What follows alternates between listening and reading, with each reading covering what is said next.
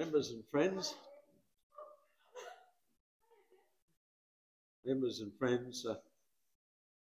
welcome.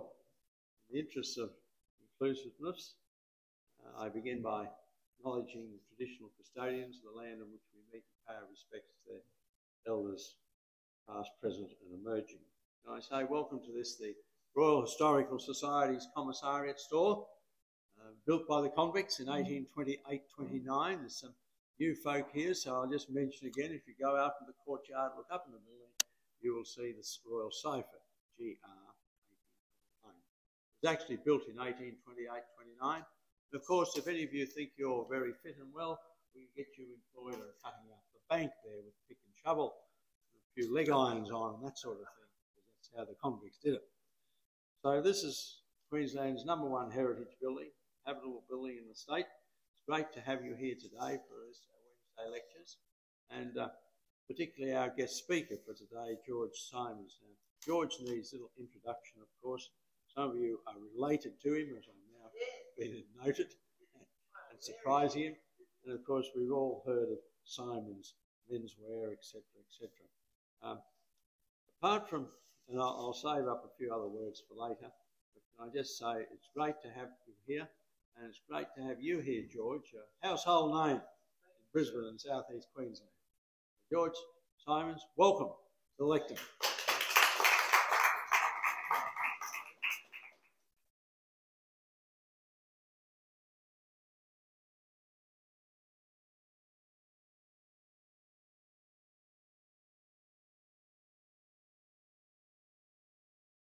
Yeah.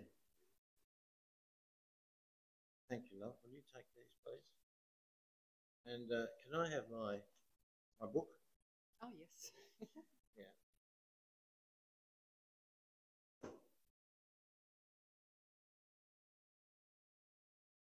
Thank you. Put it there, love. Oh. I'll be able to see it.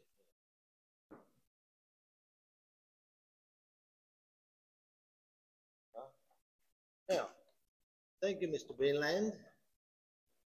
Good afternoon, ladies and gentlemen. My name is George Symons, and there's only one thing worse than Alzheimer's, that's George Symons. So you'll forgive me for looking at these notes every now and then. Now, thank you, Mr. Beanland, once again for inviting me here today, and thank you all for being here. I liked Mr. Beanland when I first met him, but then I had another look at his hair, and he's got a lot more than me. And I'm jealous. Now, I'm very proud to say that our family was in the clothing business for 80 years. And we became the biggest menswear factory in Queensland. And please let me tell you all how it started.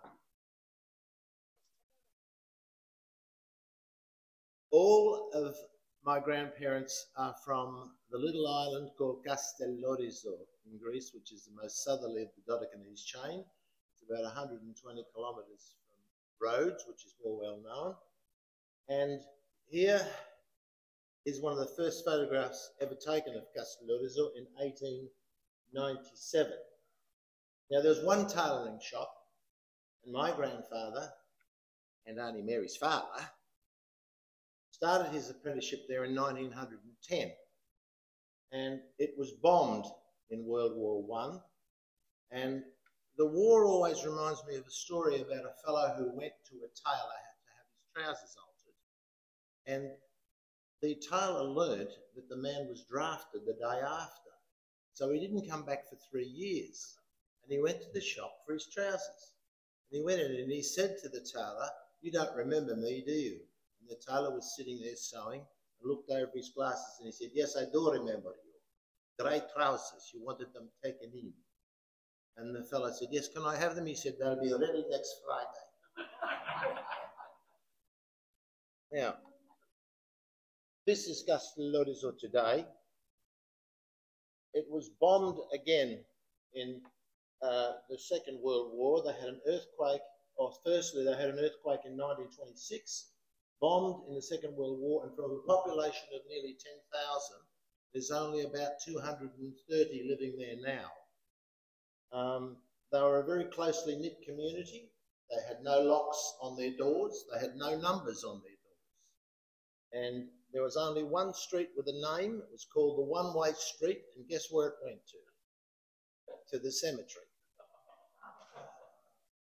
So trade had come to a standstill when Grandad decided the only way he could save money to go to this place called Australia that he heard about was to go to Egypt. And he went there, and that's where my dad, Simeon, and two brothers were born. And Grandad went to Australia 2 years prior to Grandma. But prior to that, the only work he could find at the age of 19 was on the English ships going through the Dardanelles, and he was there on that horrible day. He went from the tranquility of his lovely little Greek island to that monstrosity. So that was one of the scenes from the beaches in Gallipoli. Now, he went back to Castellorizo after the war, where his father and great-granddad hoped that Grandad would follow in his footsteps. But Grandad wanted to go to Australia because there were greater opportunities there, and he went back to Egypt, and that's where the three sons were born. And he anglicised his name from Alexis, because Mary and I are really Alexis, we're not Symons, but he anglicised it for business purposes. And a lot of Greeks shortened their names, like Papathanasopoulos became Papas, and Ned Kellyopoulos. We all know who he was.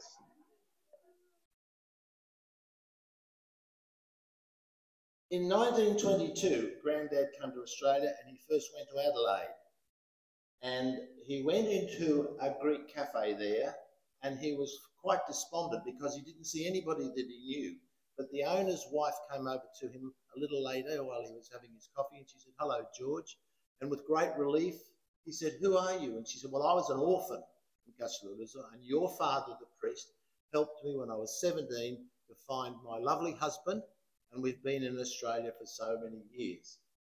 Is there anything I can do for you?" He said, "I'm looking for work." So she took him to 2 shops, but neither of them wanted to employ anybody. And so she said to him, "Look, go to Melbourne, you'll find people there that you know." And so he said to her, "I haven't got the money for the ticket. Can I please borrow £2.06?" She wanted to give him £5, he wouldn't accept it. But he took the loan, went to Melbourne, saw people there that he knew, and one of them said to him, "George, until you've got your own accommodation, come and stay at my place." And when he was taking off his coat, he found £5 in the pocket. So it was either the lady from Adelaide or one of the men at the Greek club. And he worked wherever he could. I might just turn this a little bit. Can I turn this? He worked wherever he could until he had his own shop in the Block Arcade, a beautiful heritage-listed building, which I'm sure a lot of you know, in Collins Street. And Grandad was a lovely man, but he had quite a short temper. And once a fellow said to him, "Mr. Symons, the trousers that I buy from you, too tight in the waist. I thought they were okay when I came in, but too tight." So Grandad said, "All right, I'll fix it." Anyway, the fellow came back later and he said, "Now they are too loose." So Grandad said, "Give them to me." So he took the trousers, he got his scissors, he cut them in half, and he got the money from the till. He said, "Get out!" That was one of his favourite expressions. So, and then there was a fellow, Percy, poor Percy, that worked for him. Grandad wanted some carbon paper and he didn't know what it was called. And he said, "Percy, I want you to buy me the paper that you put under the paper, that when you write on the paper, it goes through the paper and onto the other paper." And Percy laughed. He said, "Percy, get out!" So he was gone. No such thing as unfair dismissal in those days. And then another fellow, and one, he was a little more sombre with a fellow who came into the shop one day and said, "Mr. Symons, can I borrow £5, please, and I'll give it to you, no, £1, and I'll give it to you on Monday." Now, the fellow worked in the building, so Grandad reluctantly lent it to him. Sure enough, Monday he was back and paid the money. But the next Friday he came and asked for the £1 again. And Grandad put a nail on the wall And he put a pound note on the wall. And he said, Fridays you'll come and get it, Mondays you'll bring it back. So there are lots of stories from Granddad's cafe, Granddad's tailoring shop. And one of them in particular was an unusual character that he had as customer. He did have professional people. He had lawyers and doctors and businessmen. But this man was known to the community as Squizzy Taylor. And Squizzy Taylor and another gangster shot each other dead in 1927 in Carlton. And Granddad said, very sad to hear about Mr. Squizzy. Good customer, paid cash. And Granddad said, with the criminals, you'll always get a big deposit and you'll make it as fast as you can. So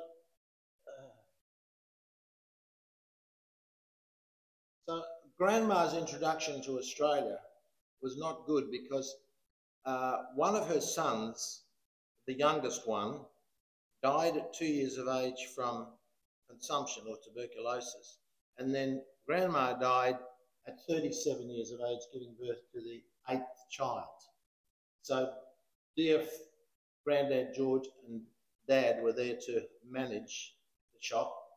And this is Granddad measuring Dad. And Dad, actually, to help, went out into the streets and sold newspapers. Tough times. When things got better, and 2 years after Grandma died, approximately, Granddad married a lovely Irish lady called Kitty Honan. That's Auntie Mary's mother. And to be sure, they had 3 children. So Granddad had 9 in total. No television then. And this is where I came along. That's my dad, my dear father, who I miss terribly. And Mum would have been 100 this year if she were alive. And that photo reminds me of a little boy who said to his mother, Mummy, how was I made? And she said, well, what happened was God gave your father a seed and he put it in my body and you grew and that's how you came along. And the boy said, that's not what Daddy says. She said, what did Daddy say? He said, Daddy said we came from the apes. And she said, oh, that's on your father's side.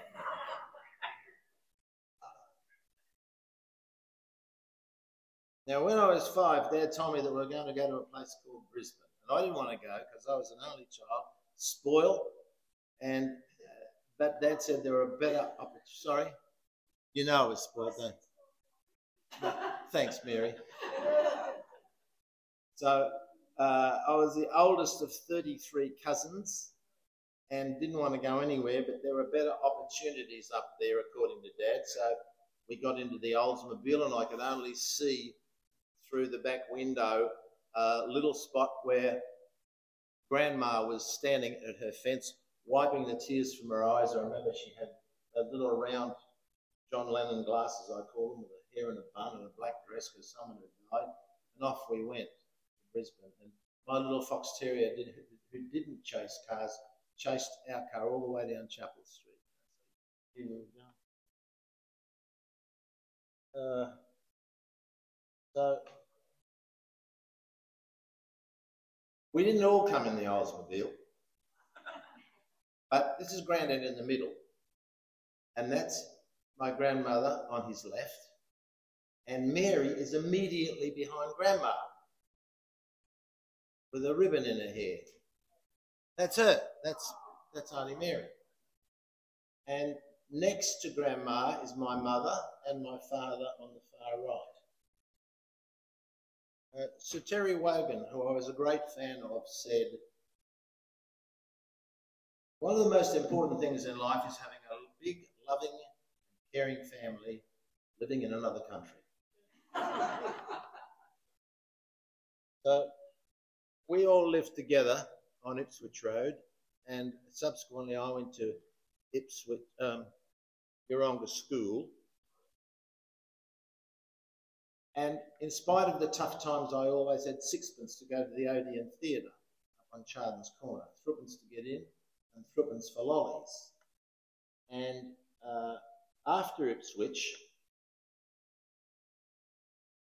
Dad and Grandad bought a factory in Ipswich that was owned by a Jewish gentleman called Jaime Quintner. And Grandad said, we've had too much for that factory. And then in 1950, the recession started when Mr. Menzies was in power. And, and Grandad and Dad went broke, and they worked 7 days and 7 nights a week to get out of trouble. I remember Dad had holes in his shoes, and I used to think, well, why doesn't he buy new shoes? At any rate, eventually they moved back to Brisbane, and we had a factory in Charlotte Street that we'd rented, and then ultimately our first building in town was where the Ibis Hotel is now.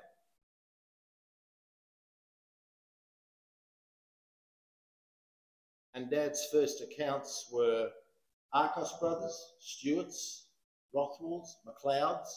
And I remember Peter Shearer came to the factory once with a big roll of material, but Dad was so busy that we couldn't make for him. He had a representative too that used to go to all the shops all the way up to Cairns. And Charles Lisner had the ballet academy upstairs, but as we got bigger, Dad had to ask him to move. And I can remember Charles, his leading male dancer was Harold Collins, and who was the girl? Mary Heath. Right. So Dad tendered for the police contract, which we had for 38 years. And he also had Fire Brigade. Can I turn this around so I can? I'm sort of going. I just wondered if I can turn that somehow so I don't have to keep turning. Oh, you turn it any way you like. Can I? Can you? Yeah. Oh, the mic, yeah, that'll work. Yeah. Actually, can you lift that leg up and put it over the table? Yeah, that's it. Lovely. Got to keep the speaker happy. That's it. Right. That's it. So Dad also had Fire Brigade, ambulance, railway, corrective services, and I got him some work from Kerry Craig. And some lovely people worked there with me, didn't they, Auntie Mary? So Dad and Grandad opened 4 shops in Sydney, and then I remember a customer came in one day and he said to me, with no disrespect, George, I get my suits made in Hong Kong because they're a better quality than what you can get in Brisbane. And I remember looking at the style and the material, and we'd made it because we used to export to Hong Kong. Anyway, this is a picture of where the factory was. As I said, near Maya, and that's my dear old Dad who used to do the designing, the quality control, and supervise the manufacturing. And the next photo is a suit that he made from samples from the pattern books. Yeah, I could have sold it 100 times, but I've kept it for sentimental reasons, of course.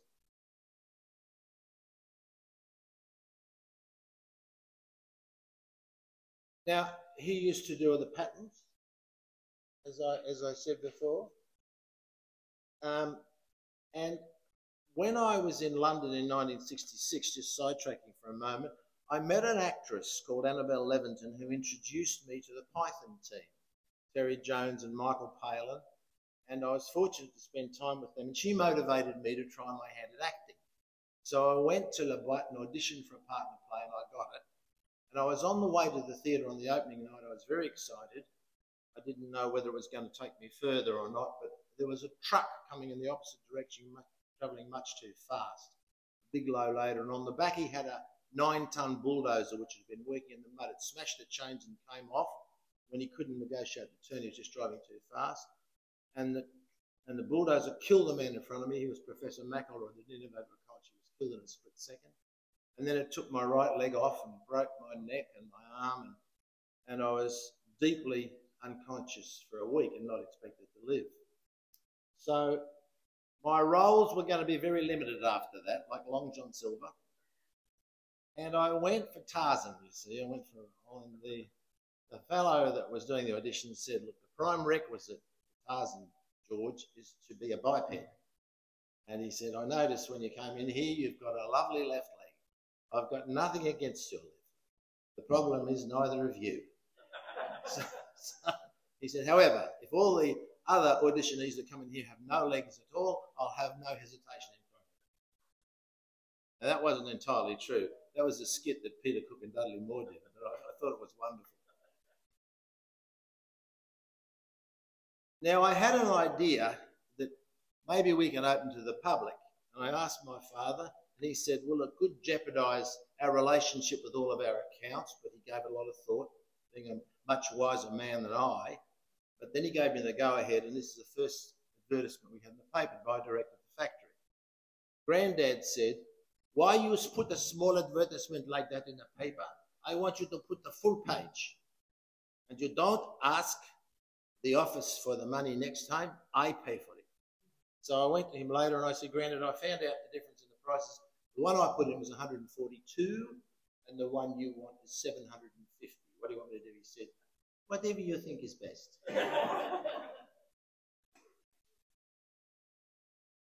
Then we came up with an idea to cope with the Queensland summer, and we introduced the short sleeve polyester unconstructed coat. And they sold well, but then they became unfashionable just as quickly as they were fashionable. Dad had a better idea. He said, why don't we give a suit to the player of the week in the rugby league? So we did that for many years. The first winner was a man called David Wright, who played for Brothers and ultimately played for Australia. And the last winner was Darren Lockyer, who was one of the greatest footballers of all time. In 2012, I organised a reunion, a 40-year reunion at the Broncos Club, and 200 players that had won our award came along. And very few of them could fit into their coats. I mean, I used to be a 38 regular and now I'm a 44 short. So it's a change. Anyway, I had a friend, Ralph De Pasquale. Ralph used to support Norths, and he was Nanda Macaroni, and he said to me, Georgie, if you'd like to make a lot of money for the club today, raffle your daughters. I said, Ralph, that's disgusting, because my daughters were very attractive, or are, and they both came along. And I said, that's disgusting, but how much money do you think we'd make? He said, plenty, I'll buy all the tickets. So there were other sports people that we became involved with. Glenn Houseman, who was a 1,500 metre swimming champion. I got involved with the Bears, who are the Lions now, but they're always at the bottom of the ladder in Carrara, and I mixed up with Christopher Skase, so I dropped them. And after we dropped them, Mary, they won 3 grand finals consecutively. Smart, your nephew, it's real smart. We got tied up with the Greg Norman Jr. Foundation. Greg Norman would come to the shop, very nice man. And we went from a small workroom to a staff of about 150. That's not including the staff in Sydney. Another champion sportsman was Tony Roach. And Tony was second in the world to Rod Laver in 1969. I said to Tony, who was the best player you've ever played against? He said, Laver. He said, Laver was the best of all time. This is before Federer and Djokovic and what's the Spaniard's name? Nadal. And Tony actually played him 9 times and beat him 6 out of 9. So Tony won the French Open. He won Wimbledon 5 times with John Newcombe. And he coached Lendl, Rafter, Federer, Hewitt. He has 2 daughters. Neither of them could marry Joe Cocker and break up because they'd be cockroaches. We have a friend in England called Anthea Quick, an unusual name. This is a true story. She married a fellow called Michael Coffey, C-O-F-F-E-Y, and she became a Quick Coffey. Just as well she didn't marry the English cricket captain. Is anybody going to ask me what his name was? I'm not going to tell you. Yes, I know Tony well. We married sisters, but unfortunately both girls have passed away. Now, I also used to dress Paul Sharrett, and he used to talk about us on air. Paul had Studio 9 at Channel 9. He had the music hall at the Winter Garden, where he performed a show called Best of British. He had Ian Orton's music hall down the coast, and Paul Sharrett's Iluka Theatre Restaurant. Very nice man. We also had the Ugly Dave Gray. He's 89 now. He was on many television appearances with Graham Kennedy, as was my cousin John Mangos.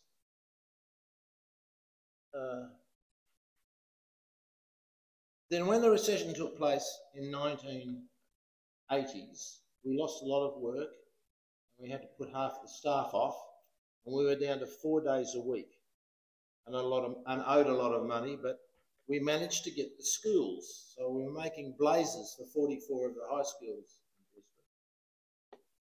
Brisbane.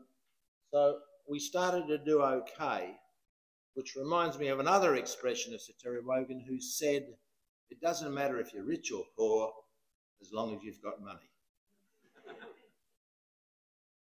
When things got better, Dad opened a factory, another factory. I said to him, where's it going to be? He surprised me. He was quite unpredictable. I said, is it Sydney or Melbourne? He said, Athens. And he opened a factory in Athens. As you can see, not many people came to work in Athens. But Dad sold to Holland. I said, why are you selling to Holland? He said, because the Greeks take too long to pay.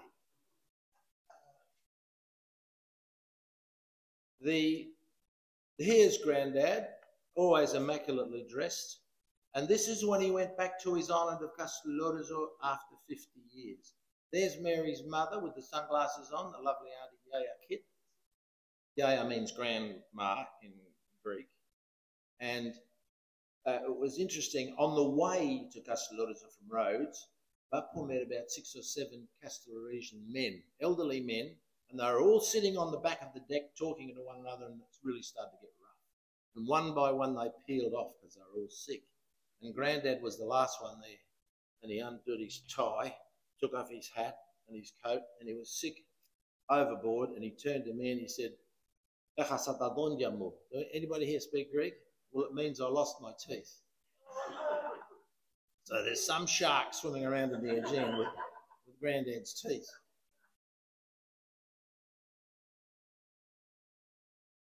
So Grandad was upset to see the ruins of his in-laws' home, which is in the picture there, but fortunately the home that he lived in, the church grounds, was not destroyed. And after working very hard for many years, he had a lovely home in Maruka, and my mum and dad were also in Maruka in the street that ran parallel to it.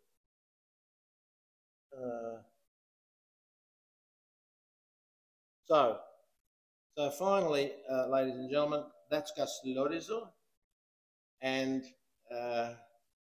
my granddad was the founder of the George Symons Menswear business. Dad was the manager. I looked after sort of promotional activities, and Mary was in charge of dispatch, weren't you, Mary? No, there was a Mary in dispatch. Oh, there was a Mary, ladies and gentlemen, that worked in dispatch.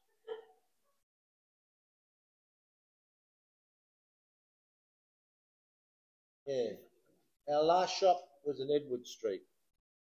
So that there, it's not depicting the castle as it really is, because Castellorizo means red or pink castle, because it was built, was it the Venetians that built it, or did? Well, the Venetians built it, and they built it of red soil, and it sits right on top of the hill. So, ladies and gentlemen, I would like to say that I'm here with my lovely Swiss-French wife today, who is considerably younger than me. And I asked her once, if you met a good-looking young Frenchman, rich, who has a penthouse in the 6e arrondissement in Paris, in a chateau in the Loire Valley, and drives a Maserati. Would you leave me? And she said, what colour is the Maserati? Nice.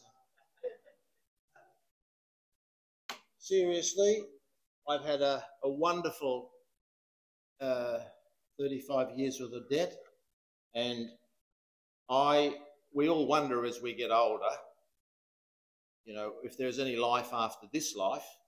And I believe that if there is a heaven, it would be where the police are British, the cooks are French, the mechanics are German, the lovers are Greek, and it's all organised by the Swiss. Now, hell would be where the cooks are British, the French are mechanics, the police are Germans, the lovers are Swiss, and it's all organised by the Greeks. It's not true, really, because my lovely Odette, when we kiss, she says, ooh la la. So I've been very lucky. But finally, before I wind up, having good relationships requires work, and what I strongly suggest, if any of you are contemplating getting married soon, get to know the person that you're going to live with, because you can have some surprises. And I'm going to sing you a little song now to finish off my soliloquy. How's that? Is that a good word? Just to warn you about what can happen, right? Well, we got married last Friday. My girl was right there beside me. Our friends had all gone, and we were alone side by side. Oh, we were so happily wed when she got ready for bed then, but her teeth and her hair she put on the chair side by side. Oh, one glass eye so tiny and one hearing aid so small. Then she took off an arm and a leg and she put them on the chair by the wall. Well, I stood there broken-hearted. Most of my girl had departed, so I slept on the chair, 'cause there was more of her there, side by side. A little round of applause.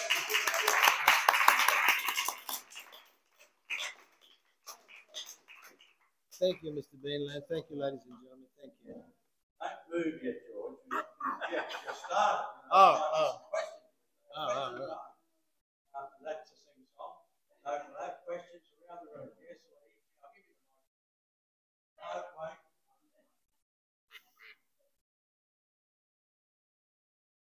Okay. Well, that was wonderful. Where was the shop in Edward Street? The shop in Edward was number 68 Edward Street. So where was that? It was at 168 Edward Street. 168. Actually, the fellow that moved in was called, he's a menswear dealer, Ogilvy. Thank you, dear, thank you. I will certainly make my presence felt at your place. And is the business still going? Ours? Yeah. Now, our business closed 20 years ago, and did I mention the factory that my father had in Athens? Yes, that closed 40 years ago. So I'm a dinosaur. Things happened a long, long time ago. Yeah. So, well, what we did, the original factory that we rented in Charlotte Street before Dad had the money with Granddad to buy in Elizabeth Street, was 46 Elizabeth Street, where, as I said, the Ibis Hotel is. Then we moved. We sold that and moved to Cordelia Street, and then the last factory was in Manning Street. But I'm sorry, what was the question, Lee, you asked me just then? Dad had a good friend called Otto Ponweiser who bought the business. But unfortunately, although they'd been friends for 40 years, they couldn't work together. They just didn't agree on the same. And Otto used to say, you do it my way, you do it your way, I do it my way. So it didn't work. Now this sometimes. Right. You got any questions, darling? All right. George, what have you been doing since those? Well, I've written a book. I've written two. I wrote two books. I wrote one book called The 6-Week Deadline, which is fiction and it's very naughty, and I can't give it to any of you people because it has naughty words in it. And I wrote another book called Every Step I Take, which was autobiographical. And I thought I was going to finish it, but I did 234 pages and I only got up to when I was 26, at the time I had the accident. So there's another edition coming. So I've been writing and, yeah. Good. Yes, so that's what I've been doing, and I've been writing poetry. So if I have the pleasure of seeing you again, I will recite you a poem called Being a Grozzy, which is a cross between a Greek and an Aussie. Yeah. And Terry Jones of Monty Python's Flying Circus fame invited Odette and I to stay with him in Wales, and he gave me a book called The Surgeon of Crowthorne, the man that was responsible for writing the English dictionary, wasn't he? So I signed it. I said to Terry, will you sign it? And instead of writing to my favourite one-legged Greek, he wrote to my favourite one-legged geek. So I, in turn, wrote the poem, Being a Grozzy, for Terry, and he loved it. Right. Any more questions? Further. No? George, you miss Greece, not I cheat because I go over there and I pretend that I'm Greek, but I'm really Australian because I was born here. Mum was born here. That's how it is. Yeah, that's right. All right. Well, thank you. Thank you very much. Thank you. Bye-bye. Thank you very much. Yeah. You haven't had a better presenter, Mr. We haven't. I mean, with all style. No. Thank you. Oh, thank you, darling. Yes. Well, he was right there. All those stage shows. So thank you very much, George, and we greatly appreciate your contribution. So can I just say that a couple of domestic matters first before we finish up. Now, next month's, which is July, Wednesday lecture, will be for the Country Women's Association. The President's coming along to speak to us about the QCWA. Now, you all know about the QCWA. It's 100 years old, formed in 1922, in fact. And so we'll hear all about that, which will be quite interesting for those who aren't aware of the history, which I suggest is all of us, or most of us at least. So that's on July the 12th at 12:30 here. There's no lecture in August because we never have an August lecture. It always seems to clash with the show, the exhibition. But we move on to September the 9th, when we'll be having an Oxley conference in this very room. And that's a half-day conference, which will be up on the website, any tick of the clock, if it's not already, I think it is. And on Wednesday the 13th, 12:30, lunchtime lecture, Colonial Maritime History of Queensland by Harvey Greenfield. Now, Harvey spoke about Moreton Bay capsizes and ship sinkings and wreckages and all sorts of things. So he's quite an interesting topic he's got to talk on the 13th. But the Oxley conference will start at 9:25 and go through to about 1 o'clock. Half-day conference where there'll be morning tea as well. Slight charge for that. Now, if any of you are wanting to join the society, on your seats, your very chairs, there's flash chairs we sit in. They are pretty flash. They're the ones they have at the White House. So it's good enough for the White House, good enough for the Royal Historical Society of Queensland. So on your chair or underneath it, there's a membership form for the Royal Historical Society, those who aren't members. The what's on sheet. There's also, we produce Queensland History Journal, and these journals are surplus journals from decades gone by, but they're still very interesting articles and well worthwhile reading. So I urge you to take those from me. So I look forward to seeing you all at the next Wednesday lecture, which will be July the 12th from the QCWA. Thank you very much for coming today. Greatly appreciate, particularly you, George. Thank you.